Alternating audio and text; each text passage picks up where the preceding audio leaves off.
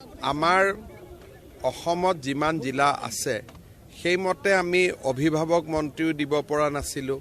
মন্ত্ৰীৰ সংখ্যা কম আছিলে। বহুত মন্ত্ৰীৰ ওচৰত অতিৰিক্ত বিভাগ আছিলে।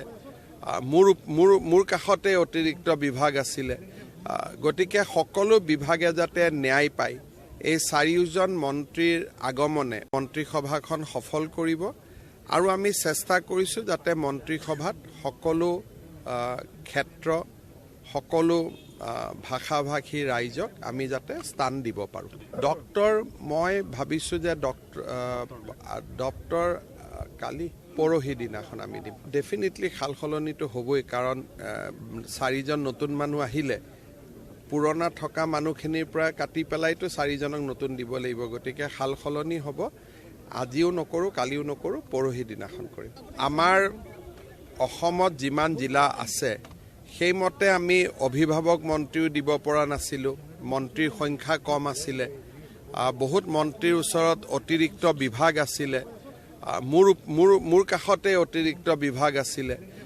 গতিকে সকলো বিভাগে যাতে ন্যায় পায়, এই চাৰিওজন মন্ত্ৰীৰ আগমনে মন্ত্ৰীসভাখন সফল কৰিব আৰু আমি চেষ্টা কৰিছোঁ যাতে মন্ত্ৰীসভাত সকলো ক্ষেত্ৰ সকলো ভাষা-ভাষী ৰাইজক আমি যাতে স্থান দিব পাৰোঁ।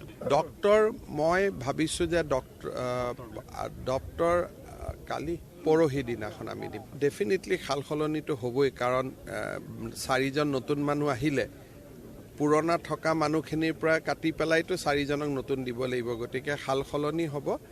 আজিও নকৰোঁ, কালিও নকৰোঁ, পৰহি দিনাখন কৰিম।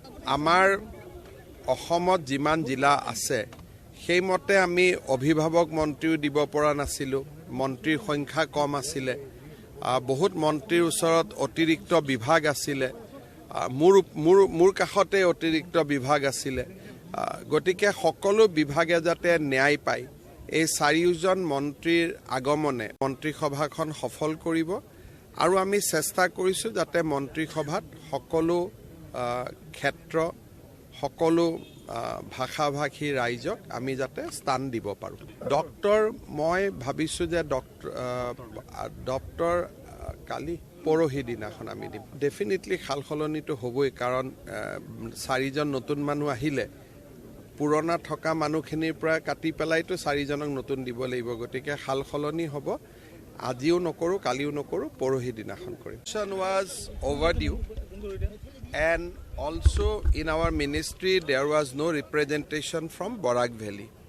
So today we have inducted 4 ministers in our Council of Ministers.